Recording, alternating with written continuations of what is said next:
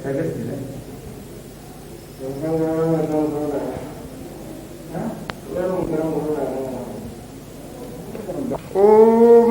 अरहम तुलसी अध्यात्म नीड़म द्वारा आयोजित 30वां प्रेक्षा ध्यान शिविर दिनांक 6 अगस्त 1983, स्थान हनुमंत भवन, बालोतरा, राजस्थान।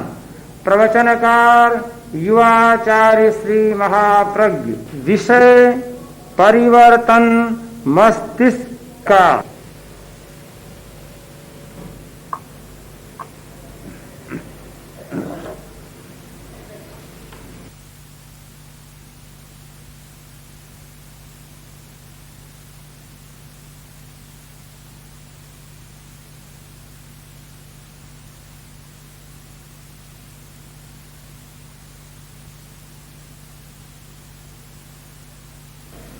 ज्योतिपुंज गुरुदेव, ज्योति की साधना करने वाले साधक का। अभी अभी एक भाई ने कहा कि ध्यान करते हैं तब विचार आ जाते। विचार हमारा एक विकास है, कोई बुरी बात नहीं है विचार आना। ऐसे प्राणी हैं जिनमें विचारने की क्षमता नहीं होती, जिनमें विचार नहीं होता। विचार एक विकास की भूमिका है। ये कीड़े मकोड़े विचार नहीं कर सकते। ये पशु, गाय, भैंस, ऊंट, बैल विचार नहीं कर सकते। विचारते हैं तो बहुत थोड़ा सा विचार कर सकते हैं। अगर विचार न आना ही ध्यान हो तो कीड़े मकोड़े तो निरंतर ध्यान में है, फिर उनका तो ध्यान बराबर चल रहा है, विचार आता ही नहीं है। ये पेड़ पौधे कब विचारते हैं, और विचार भी आता है तो बहुत थोड़ा सा विचार आता, हल्का सा, विकसित विचार उनमें होता ही नहीं है। तो विचार का आना और न आना दोनों ही कोई ध्यान का लक्षण नहीं बनता। विचार न आने का मतलब ध्यान नहीं है, और विचार आने का अर्थ भी ध्यान न हो ऐसा नहीं है। विचार आने पर भी ध्यान हो सकता है, और विचार न आने पर भी ध्यान नहीं हो सकता। ध्यान का मतलब यह नहीं है कि विचार न आए। ध्यान का अर्थ है कि अपने भीतर में जो चेतना है वह चेतना जाग जाए, सक्रिय बन जाए। भीतरी चेतना की सक्रियता, उसका अर्थ है ध्यान। हमारी चेतना, आंतरिक चेतना सोई सोई सी रहती है, जागृत नहीं होती। बाहर से जागरण सा लगता है, बाहर से हम सक्रिय हैं, किंतु भीतर में इतनी गहरी मूर्छा, इतना गहरा मोह कि सच्चाई का पता ही नहीं चलता। इसीलिए कहा था कि जानामि धर्मं न च मे प्रवृत्ति, जानाम्य धर्मं न च मे निवृत्ति। मैं धर्म को जानता हूं पर उसमें मेरी प्रवृत्ति नहीं है। मैं अधर्म को जानता हूं पर उससे मेरी निवृत्ति नहीं है। यानी धर्म को जानते हुए भी धर्म नहीं कर पा रहा हूं, और अधर्म को जानते हुए भी अधर्म को नहीं छोड़ पा रहा हूं। ये अवस्था क्यों बनती है? जागरूक हो, अप्रमाद हो तो ये अवस्था नहीं बन सकती। बाहर की जागरूकता और भीतर की नींद, इस अवस्था में आदमी जीता है, तब यह अवस्था बनती है कि अच्छाई को जानते हुए भी कर नहीं पाता, और बुराई को बुराई जानते हुए भी उसे छोड़ नहीं पाता। इस अवस्था को तोड़ना यह है ध्यान का प्रयोजन। कि ध्यान के द्वारा ये मूर्छा टूटे, ये अवस्था बदले और आदमी इस भूमिका पर आ जाए कि बुराई को छोड़ सके, बुराई को बदल सके, आदत को बदल सके, स्वभाव को बदल सके, परिवर्तन आ सके। बदलना बहुत जरूरी है और बदले बिना काम भी नहीं चलता। हमारी दुनिया ऐसी है कि आदमी बदलता है, स्वभाव बदलता है तो आसपास का वातावरण भी बदल जाता है। जब आदमी नहीं बदलता तो फिर जैसे को तैसा चलता है। ये नियम कि जैसे को तैसा, एक आदमी की बुरी आदत तो दूसरे आदमी भी उसके साथ बुरा व्यवहार करते हैं। यह लगभग एक सामान्य नियम सा बना हुआ है। बंबई की एक घटना है, कहानी नहीं घटना, घटी हुई घटना कि बहुमंजिले मकान, वहाँ बहुत मल्टी स्टोरी बिल्डिंग से, तो एक आदमी निचले तल्ले में रहता था और उसके ऊपरले तल्ले में कोई दूसरा आदमी रहता था। तो एक दिन ऊपर रहने वाले ने कहा, भाई देखो एक बात का ध्यान रखो कि जो सिगड़ी जलाई जाती है धुआं ऊपर बहुत आता है, हमारे तले में बहुत धुआं आता है, तो थोड़ा ध्यान से करो जिससे कि हमारा तला ऊपर की मंजिल धुएं से न भर जाए, हमें दिक्कत न हो। और पड़ोसी के नाते तुम्हें यह ध्यान रखना चाहिए। अब सुनने वाला भी बड़ा तेज दिमाग का था, खर दिमाग का था। कुछ लोग होते हैं खर दिमाग के, अच्छी बात को तो भी बुरा लेंगे। वो बोला मैं क्या करूं इसका, मेरे पास क्या इलाज है। सहानुभूति से नहीं सोचा, न सहानुभूति से उत्तर दिया, बड़ी गर्मी के साथ सोचा और गर्मी के साथ ही उत्तर दिया कि मैं क्या कर सकता हूं, सिगड़ी तो जलती है, धुआं होगा, स्वाभाविक बात है, मैं इसका क्या उपाय करूं। इतने में नहीं, बात और बढ़ाते हुए तर्क को इतना सुंदर बना दिया कि क्या तुम जानते नहीं धुएं का स्वभाव है ऊपर जाना, मैं क्या इलाज कर सकता हूं। जो प्रकृति का नियम है, धुएं का स्वभाव है, तो इसका मैं क्या इलाज कर सकता हूं, मैं नहीं जानता। बात पूरी हो गई। अब जैसे को तैसा होता है, आदमी स्वयं नहीं बदलता तो फिर सामने वाले को उसके अनुरूप बदलना पड़ता है। एक दो दिन के बाद उसने देखा कि ऊपर से कोई छेद है और गंदा पानी नीचे आ रहा, गंदा पानी नीचे आ रहा है। तो उसने शिकायत की, अरे भाई तुम्हारा गंदा पानी नीचे आने लग गया, नीचे नहीं आना चाहिए, देखते नहीं हो नीचे हम रहते हैं, सारे हमारे कपड़े खराब हो गए, बर्तन खराब हो गए, गंदा पानी पड़ रहा है। वह बोला मैं क्या करूं, पानी का स्वभाव नीचे जाने का है, धुएं का स्वभाव ऊपर आने का है, तो पानी का स्वभाव नीचे जाने का है, मैं क्या करूं।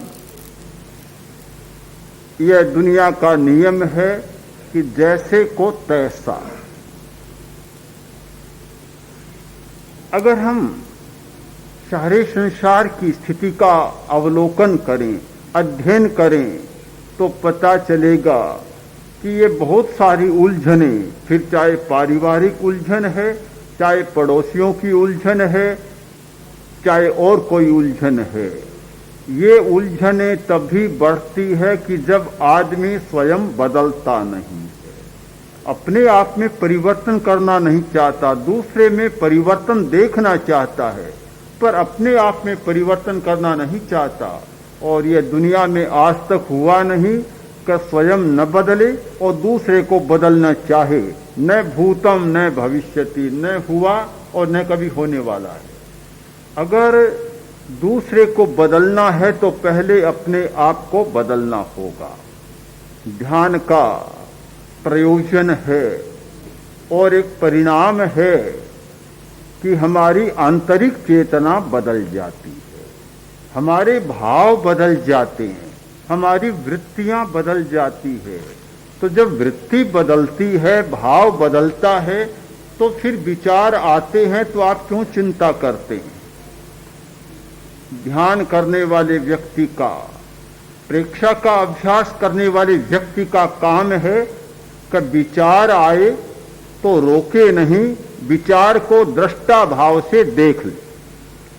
विचार से लड़ना नहीं है, जबरदस्ती रोकना नहीं है, क्योंकि वह तो भीतर से आ रहा है, तो आ रहा है तो आप कैसे रोकेंगे?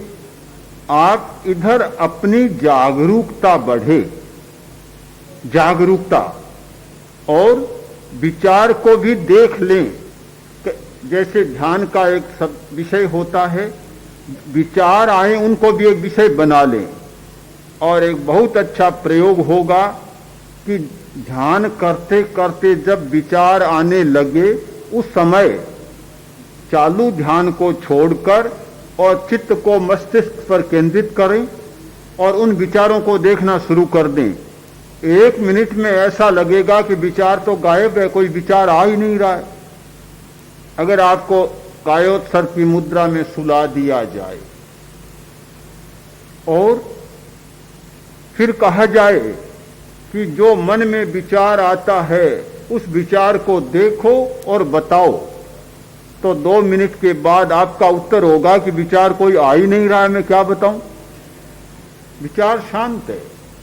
जब हम विचार को देखना नहीं जानते, विचार की प्रेक्षा करना नहीं जानते, तब तो विचार आते हैं, और जब विचार की प्रेक्षा करने लग जाते हैं, तटस्थ हो जाते हैं, दृष्टा भाव से देखने लग जाते हैं, तो वे विचार भी डर कर बेचारे कहीं दूसरी जगह चले जाते।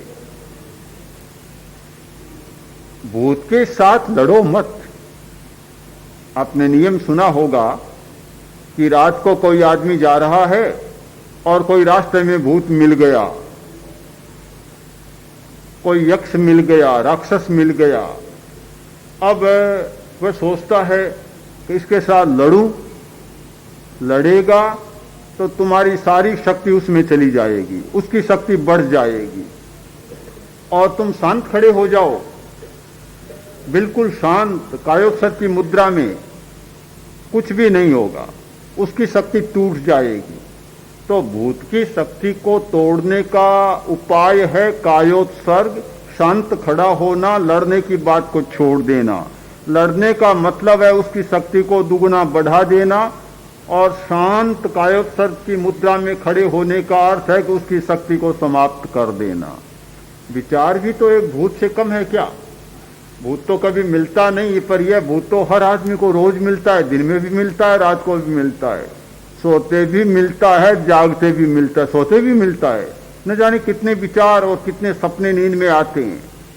तो इस भूत से लड़ना बंद करो, इसे देखना शुरू करो, दृष्टा भाव से, तटस्थ भाव से, और अपनी जागरूकता को बढ़ाओ।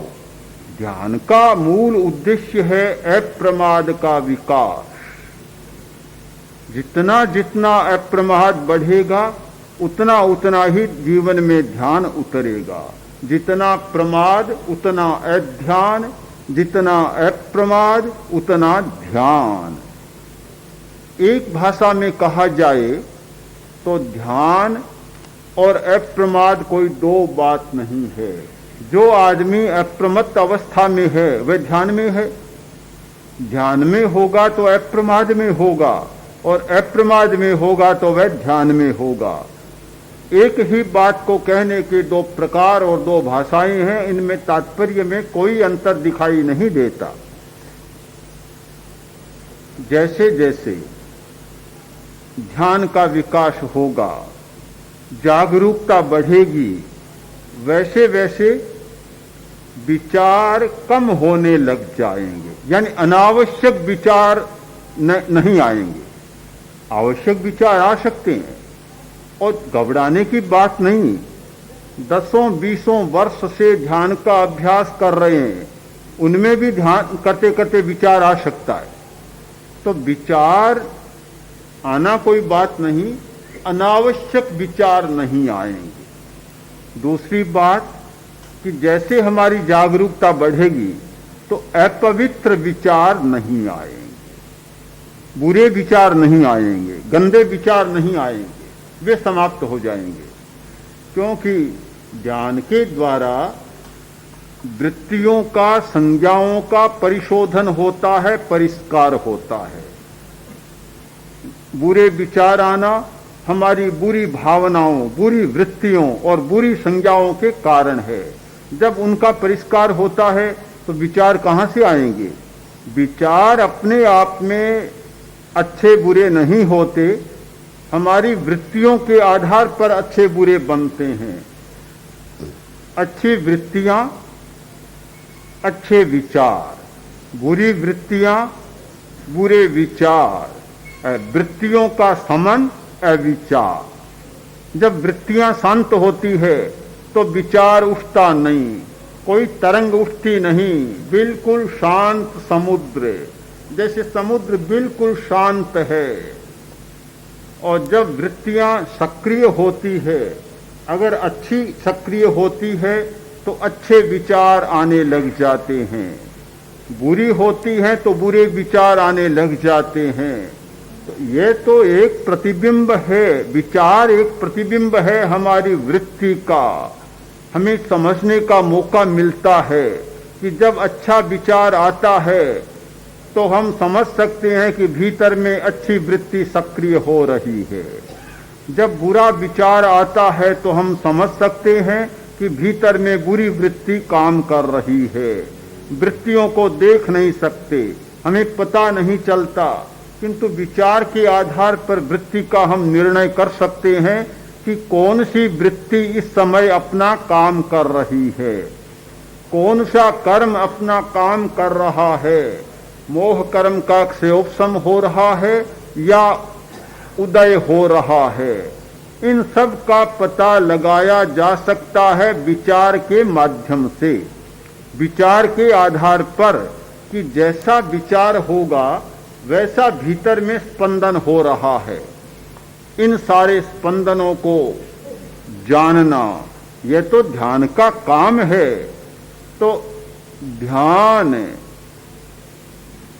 हमारी चेतना की एक विशेष क्रिया है जिसके द्वारा हम सूक्ष्म सच्चाइयों को जान सकते हैं।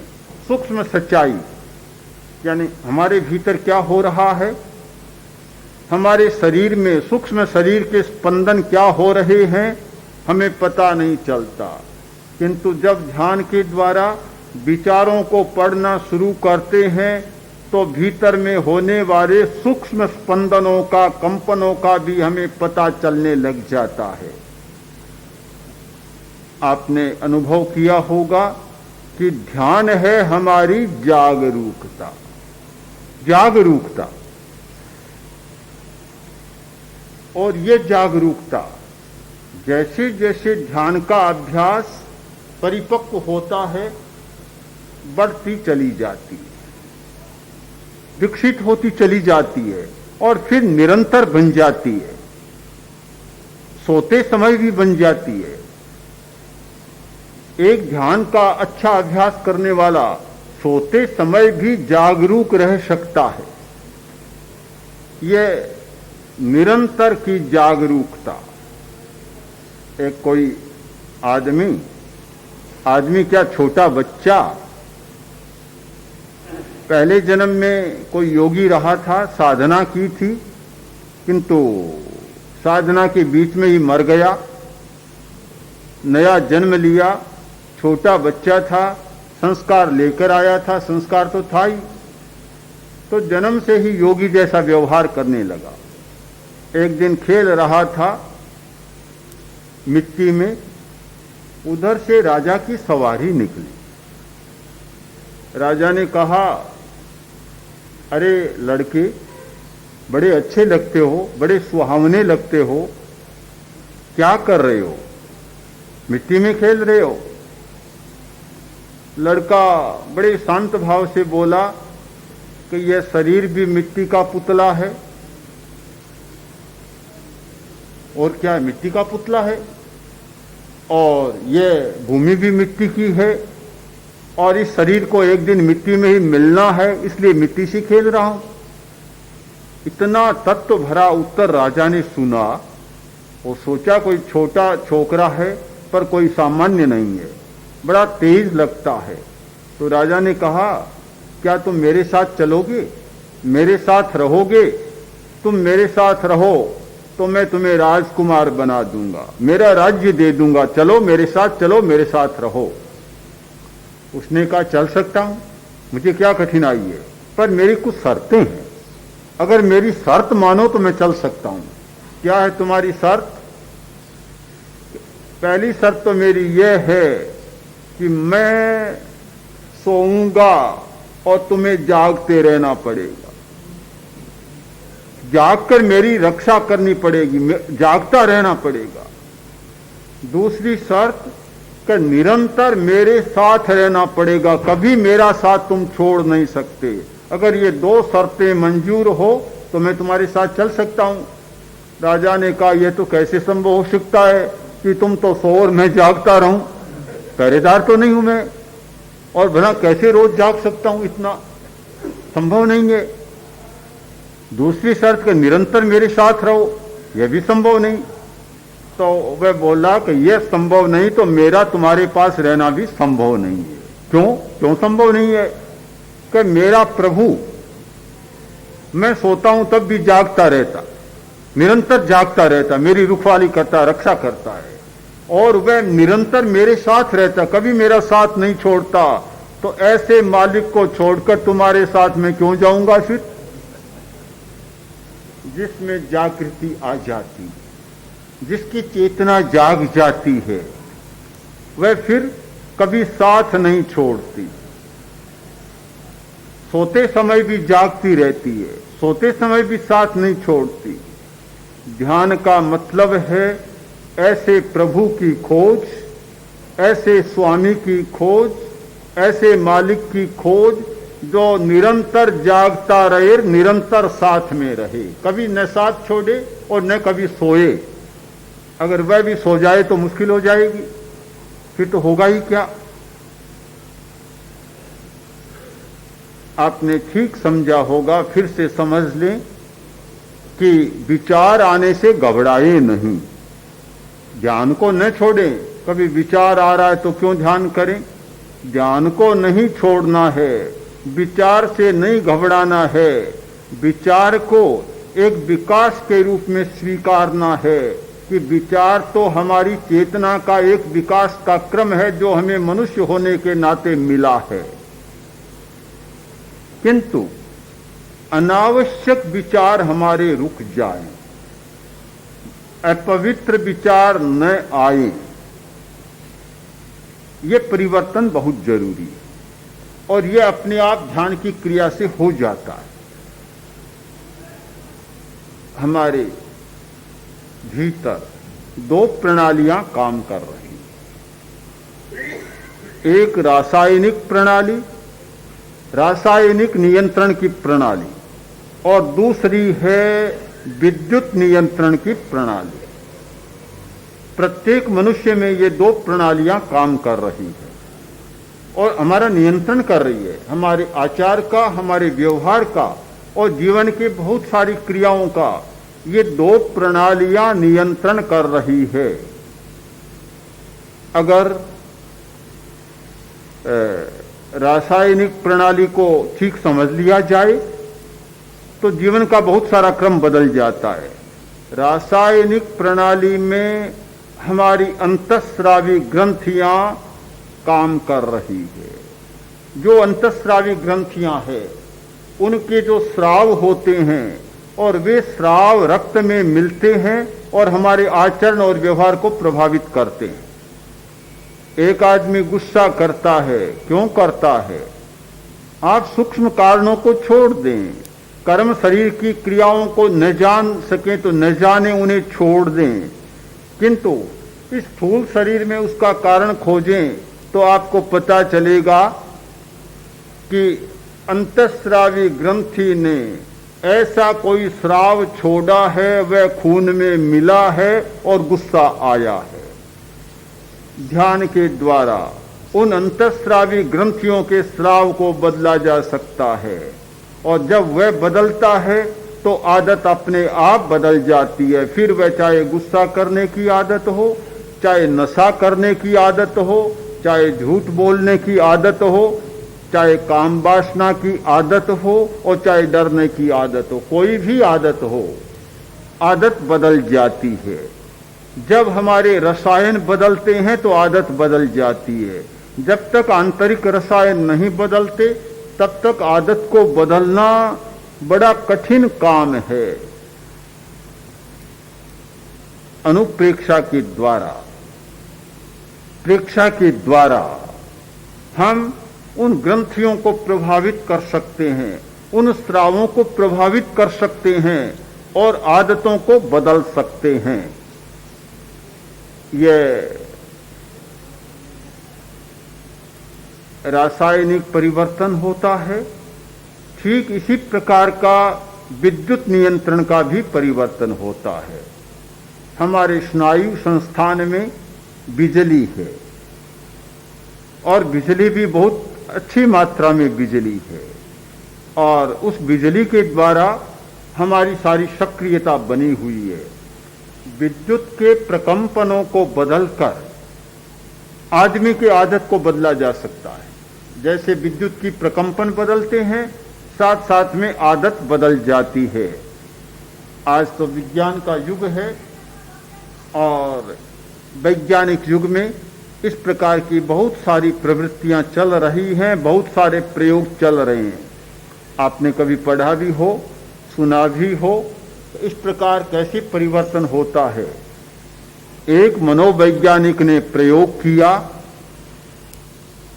कि शेर के सिर पर इलेक्ट्रोड लगाया और एक खरगोश के सिर पर इलेक्ट्रोड लगाया। शेर के सिर पर लगाया मस्तिष्क को शिथिल करने का और खरगोश के सिर पर लगाया उत्तेजित करने का। तो उसके तो जो क्रोध को, आक्रामक शक्ति को उत्तेजित किया और शेर की आक्रामक शक्ति थी जो आक्रमण का केंद्र होता है, उसको शांत करने का इलेक्ट्रोड लगाया। परिणाम यह आया कि शेर तो शांत होकर खड़ा हो गया और खरगोश उस पर झपटने लगा। उल्टी बात हो गई। क्या खरगोश की हिम्मत है कि शेर के सामने चला जाए? देखते ही भाग जाता है और भागकर भी कहां जाता है, पकड़ में आ जाता है, एक कोर हो जाता है। शेर तो शांत खड़ा है बकरी की तरह और खरगोश उस पर झपट रहा है, आक्रमण कर रहा है, उसको नोच रहा है, मार रहा है। सारा का सारा उल्टा हो गया। क्यों हुआ? कि हमारी हर वृत्ति का एक केंद्र बना हुआ है शरीर में। अगर उस केंद्र को बदल दिया जाए तो आदत बदल जाती है। शेर में आक्रमण करने की आदत, झपटने की आदत, मारने की आदत, किंतु एक इलेक्ट्रोड लगाया और वे प्रकंपन पहुंचे, इतना शांत हो गया कि बिल्कुल मौन खड़ा है, जैसे कोई मौन व्रत ले लिया हो, बिल्कुल शांत खड़ा है और खरगोश उसको सता रहा है। ऐसा ही प्रयोग किया चूहे पर और बिल्ली पर। दोनों के सिर पर इलेक्ट्रोड लगा दिए। परिणाम यह हुआ कि बिल्ली तो चूहा बन गई और चूहा बिल्ली बन गया। आकार में नहीं, आकार तो बिल्ली का आकार रहा, चूहे का आकार रहा, किंतु वृत्तियों में बदल गई। चूहा बार बार आक्रमण कर रहा है, कभी ऊपर जा रहा है, कभी इधर कभी उधर, बिल्ली से छेड़छाड़ कर रहा है और बिल्ली बिल्कुल शांत, मौसी बिल्कुल शांत और भांजा सारा उत्पात मचा रहा है। ये सारी प्रयोग किए गए, कहानियां नहीं है, प्रयोग किए गए और प्रयोग का परिणाम आया है। इससे हम इस निष्कर्ष पर सहज ही पहुंच जाते हैं कि आदमी की वृत्तियों को भी बदला जा सकता है। रासायनिक परिवर्तन के द्वारा भी बदला जा सकता है और विद्युत प्रकंपनों को बदलकर भी बदला जा सकता है। ध्यान एक बदलने की प्रक्रिया है। जैसे जैसे हमारी एकाग्रता बढ़ती है, जैसे जैसे हम अपने चैतन्य केंद्रों पर और अमुक अमुक प्रकार के चैतन्य केंद्रों पर ध्यान के प्रयोग को लंबा करते हैं, सहज भाव से हमारी आदतों में परिवर्तन आना शुरू हो जाता है। जिस व्यक्ति ने दीर्घ श्वास प्रेक्षा का अभ्यास किया है, लंबा श्वास लेना सीखा है, 2-3 महीने के अनुभव के बाद वह स्वयं जान लेगा कि कितना परिवर्तन शुरू हुआ है। 10 दिन में भी कुछ पता लग सकता है कि आदतें बदलती है। नशे की आदत का भी पता लगा है और आदतों का भी पता लगा है। पता लग जाता है कि आदतें बदल सकती है, किंतु निरंतर 3 महीने तक अभ्यास चले तो निश्चित पता लग जाएगा कि भीतर में कैसे कैसे कैसा कैसा क्या क्या परिवर्तन हो रहा है, सहज भाव से हो रहा है, बिना किसी सोचे विचारे हो रहा है। तो ध्यान का मतलब है परिवर्तन की प्रक्रिया। हमारे मस्तिष्क में मस्तिष्क विद्या के अनुसार 2 हिस्से माने जाते हैं, एक एनिमल ब्रेन और एक उत्तर काल में विकसित ब्रेन। यानी मनुष्य में एनिमल ब्रेन भी काम कर रहा है, जो बहुत पुराना है, आदिम मनुष्य का मस्तिष्क है, जिसमें ये आक्रमण, भय, काम वासना आदि आदि वृत्तियां काम करती थी। वह ब्रेन भी काम कर रहा है और जो बाद का विकसित ब्रेन है वह भी काम कर रहा है। तो हमारा ये जो फ्रंटल लोब है, आगे का हिस्सा है, ये बाद का विकास है और इसमें बहुत क्षमताएं हैं, इसमें नियंत्रण की बहुत शक्तियां आ गई। आदमी नियंत्रण कर सकता है अपने आवेगों पर इस मस्तिष्क के द्वारा।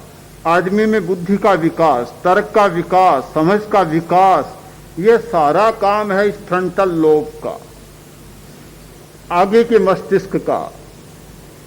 तो आपने दर्शन केंद्र पर ध्यान किया, ज्योति केंद्र पर ध्यान किया, शांति केंद्र पर ध्यान किया और ज्ञान केंद्र पर ध्यान किया। इसका मतलब कि ये फ्रंटल लोब की शक्तियों को विकसित करना, नियंत्रण की शक्ति को विकसित करना, कि हम अपने आवेगों पर, संवेगों पर नियंत्रण पा सकें। जैसे जैसे ये ध्यान बढ़ता है, हमारी नियंत्रण की सहज क्षमता बढ़ती चली जाती है। प्रतिदिन ज्योति केंद्र पर ध्यान कराया जाता है और सफेद रंग का ध्यान कराया जाता है। यह अनावश्यक नहीं है, अकारण नहीं है। 10 दिन लगभग कराया जाता है। इसका मतलब कि जैसे जैसे ज्योति केंद्र पर सफेद रंग का ध्यान या कोरा ध्यान करने की क्षमता बढ़ेगी, वैसे वैसे ये जो पिट्यूटरी ग्लैंड सक्रिय बनेगा, पिनियल ग्लैंड सक्रिय बनेगा, तो बुरे भावों, बुरे विचारों को रोकने की हमारी क्षमता बढ़ती चली जाएगी, नियंत्रण की क्षमता बढ़ती चली जाएगी। आपका अपना नियंत्रण नहीं, आपका अपना अनुशासन नहीं, आत्मानुशासन नहीं, उस स्थिति में बाहर से नियंत्रण करना पड़ता है। और जब व्यक्ति का अपना अनुशासन बढ़ जाता है, अपना नियंत्रण बढ़ जाता है, अपने आप बुराइयों को रोकने की क्षमता बढ़ जाती है, तो बाहर से नियंत्रण करने की जरूरत कम हो जाती है। तो ध्यान का मतलब है आत्मानुशासन का विकास। आपने ये घोष तो सुना है कि निज पर शासन फिर अनुशासन, पर घोष से ही काम नहीं चलेगा, वह तो एक मार्ग है, पथ दर्शन है। आखिर तो अभ्यास करना होगा कि निज पर शासन आए कैसे। बात से तो नहीं आ जाएगा, घोष सुनने से तो नहीं आ जाएगा। यह ध्यान की प्रक्रिया है कि जिससे सहज भाव से अपना अनुशासन जागता है, और जब अपना अनुशासन जागता है, अपने आप में नियंत्रण की क्षमता बढ़ती है, तो आदमी शक्तिशाली बन जाता है। इन सारे संदर्भों में आप प्रेक्षा ध्यान की मीमांसा करें, उसका अनुभव करें, उसे समझें, तो मुझे लगता है कि ध्यान काल में चाहे विचार आए, चाहे कोई बच्चा आ जाए, चाहे कोई बच्ची आ जाए, चाहे कोई आदमी आ जाए, चाहे कोई और दूसरा आ जाए, कोई कठिनाई नहीं है। कठिनाई सिर्फ इतनी है कि आपकी जागरूकता बढ़ी नहीं है।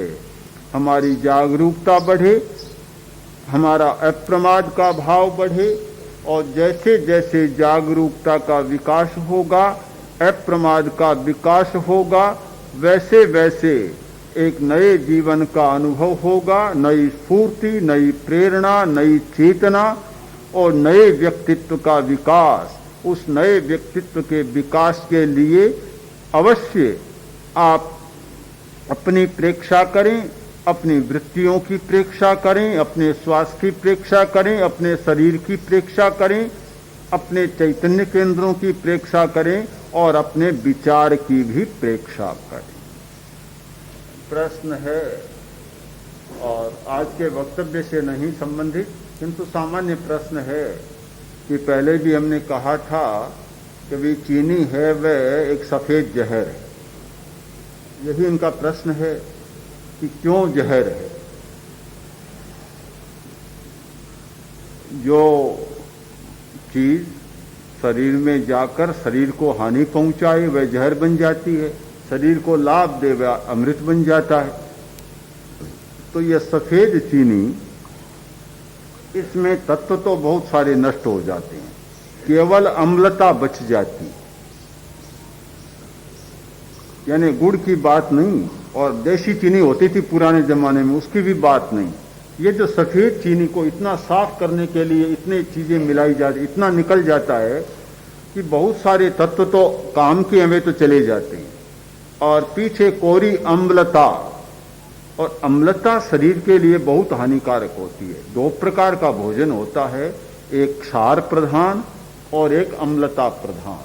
तो क्षार प्रधान भोजन तो आदमी को जिलाता है, और अम्लता प्रधान भोजन आदमी को मारता है।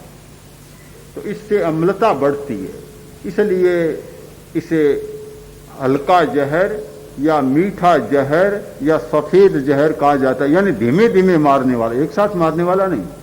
पहले तो डॉक्टर लोग इस बात को नहीं मानते थे, किंतु कुछ समय पहले लंदन में एक डॉक्टरों का दल बैठा इस पर जांच करने के लिए।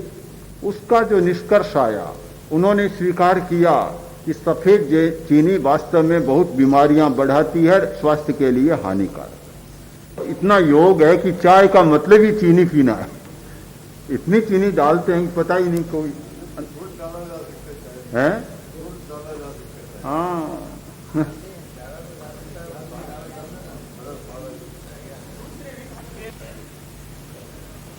अर्हन्ते शरणं पवज्यामि, सिद्धे शरणं पवज्यामि, साहु शरणं पवज्यामि, केवलिपन्नतं धम्मं शरणं पवज्यामि। अर्हन्ते शरणं पवज्यामि, सिद्धे शरणं पवज्यामि, साहु शरणं पवज्यामि, केवलिपन्नतं धम्मं शरणं पवज्यामि। अर्हन्ते शरणं पवज्यामि, सिद्धे शरणं पवज्यामि, साहु शरणं पवज्यामि, केवलिपन्नतं धम्मं शरणं